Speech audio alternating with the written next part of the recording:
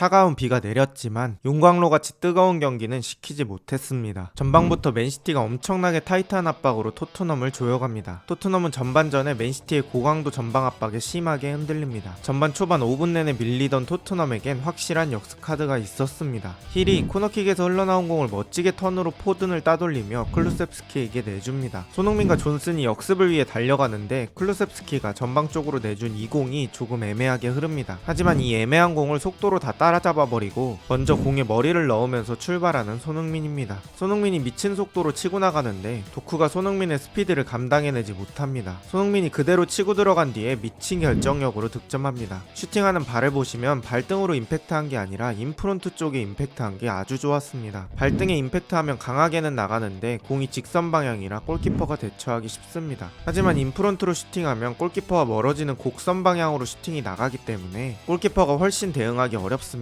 게다가 공에 회전이 많이 들어가기 때문에 지금처럼 에데르송이 겨드랑이 맞고 들어가는 것도 유도할 수 있죠. 스피드, 오프더볼, 슈팅력의 결정체를 보여준 손흥민입니다. 3분 뒤 알바레즈의 프리킥이 키퍼와 수비 사이 위협적인 공간으로 잘 감겨서 떨어집니다. 하지만 여러 선수들의 경합으로 인해 시야가 확보되지 않은 손흥민의 허벅지에 맞고 골이 들어갑니다. 비카리오도 대처하기 힘든 공이었고 승부는 다시 1대1이 됩니다. 이런 경기 특징이 화장실 잠깐 가면 골 들어가 있습니다. 초단위로 경기 흐름이 바뀌는 미친 경기입니다. 토트넘도 역시 전방 높은 곳까지 올라와서 압박을 진행합니다. 이 경기는 전방 압박을 양팀 다 하는 미친 경기라 1초도 여유있게 공을 돌릴 수 없고 서로에게 찬스도 많이 나고 체력 소비도 장난 아니고 공수 전환도 엄청 많은 진짜 상남자들의 경기입니다. 하지만 이 압박 싸움에서는 맨시티가 계속 웃었습니다. 에메르송이 전방 압박을 견디지 못한 공이 결국 홀란드에게까지 갑니다. 하지만 홀란드는 이 공을 놓쳐버립니다. 전방 압박을 가끔씩 할 게 아니라 맨시티처럼 고강도로 경기 내내 할 거면 압박으로 이득을 얻었을 때 꼭 결과를 내서 벌려놔야 합니다. 체력을 미래에서 당겨 쓰는 전술이기 때문이죠. 결과는 내지 못하지만 계속 압박에 성공하는 맨시티입니다. 특히 힐 쪽에서 공이 들어가면 블랙홀처럼 나오지 못했는데요. 힐은 왼발잡이라 공이 워커 쪽에 있죠. 그래서 등을 진 상태에서는 공을 숨기면서 안쪽으로 전진하는 게 힘들어요. 오른발잡이 존슨과 비교해서 보면 존슨은 워커가 다가와도 공을 왼쪽 어깨로 지키면서 가운데로 가져갈 수 있어요. 왜냐면 오른발로 컨트롤하니까 워커와 계속 공이 먼 상태를 유지할 수 있거든요. 지금도 오른발잡이라면 이렇게 공을 지키면서 안쪽으로 가다가 오른발로 패스할 수 있었겠죠. 하지만 힐은 오른발도 거의 안 쓰고 자꾸 왼발로 공을 갖다 놓으려는 습관이 있습니다. 그래서 왼발로 갖다 놓으려고 몸을 돌리면 시간이 가잖아요. 그때 맨시티 선수들이 둘러쌀 수 있게 되는 거죠. 왼발잡이의 이런 특성 때문에 공이 왼쪽만 가면 살아나오지 못합니다. 빌드업이라는 게 좌우를 다 쓰면서 공이 안 끊길 때 공간이 나는 건데 한쪽은 공만 가면 뺏기니 쓰기 어려운 공간이 되는 거죠. 토트넘은 맨시티의 전방 압박 및 빌드업 때문에 지공은 거의 반강제로 하지 못하고 역습 공격만 가능했습니다. 근데 오히려 이 상황이 토트넘의 공격을 효율적으로 만들어요. 발빠른 존슨과 손흥민에겐 아주 유리한 상황이죠. 포로가 뒷공간을 보고 좋은 롱패스를 넣어줍니다. 존슨이 욕심부리지 않고 가운데 쪽 손흥민에게 주는데 맨시티에겐 철벽 후벤 디아스가 있었습니다. 공을 끝까지 보면서 최종 경로에서 미친 태클을 해냅니다. 역습 상황이 있어도 디아스 같은 수비가 있기 때문에 마음 놓고 공격할 수 있는 맨시티입니다. 맨시티보단 빈도수가 훨씬 적지만 토트넘도 압박에서 성과를 내고 있어요. 베실바의 패스미스로 힐이 좋은 찬스를 맞게 되는데 힐은 공을 잡고 끌고 갑니다. 하지만 잡는 순간에 손흥민에게 다이렉트 패스를 줬어야 합니다. 손흥민이 우리나라 선수라서 이렇게 말하는 게 아니라 진짜 위치가 너무 좋았어요. 손흥민 대신에 비카리오가 있었어도 저기 줘야 합니다. 전방 압박하다가 이득을 못 보면 당연히 그 후폭풍을 감당해야 합니다. 토트넘의 전방 압박에서 빠져나온 맨시티는 도쿠가 아이솔레이션으로 좋은 슈팅을 만들지만 골대에 맞습니다. 전반에 수많은 기회를 맞지만 살리지 못하는 맨시티입니다. 정신없게 서로 몰아치던 와중 맨시티가 균형을 깨고 달아납니다.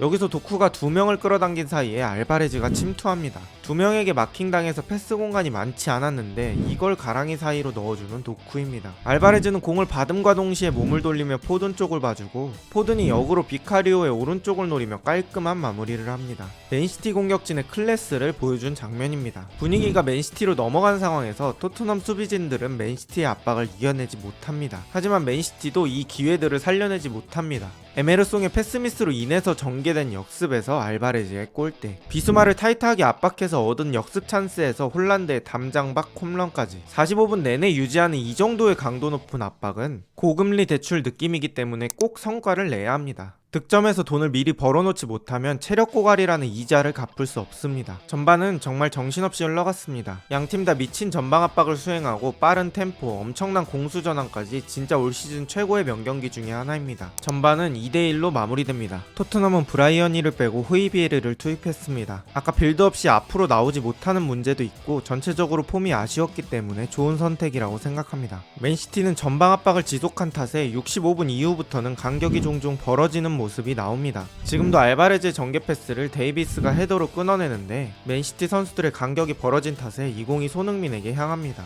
오늘 손흥민은 거의 대부분의 터치가 원터치입니다. 공을 잡지 않고 바로 로셀소에게 내줍니다. 그리고 손흥민이 안쪽으로 띄워주면서 로드리를 같이 끌고 갑니다. 덕분에 로셀소는 여유 있는 공간에서 슈팅 찬스가 납니다. 로셀소는 부여받은 공간에서 왼쪽으로 팝포스트를 노리며 감아차고 이게 골대를 맞고 득점으로 연결됩니다. 초반에 대출로 체력을 끌어쓴 탓에 전반처럼 압도하지 못하는 맨시티입니다. 두고두고 전반전에 놓쳤던 찬스들이 생각납니다. 경기 시간 80분 비수마가 큰 실수를 저지릅니다. 분명히 호이비에르를 줄 수 있는 여유가 있었습니다. 하지만 굳이 몸을 돌려서 어려운 공간으로 갖고 들어오는 비수마입니다. 로드리의 다리 사이를 노린 것 같은데 상대를 보고했어야 합니다.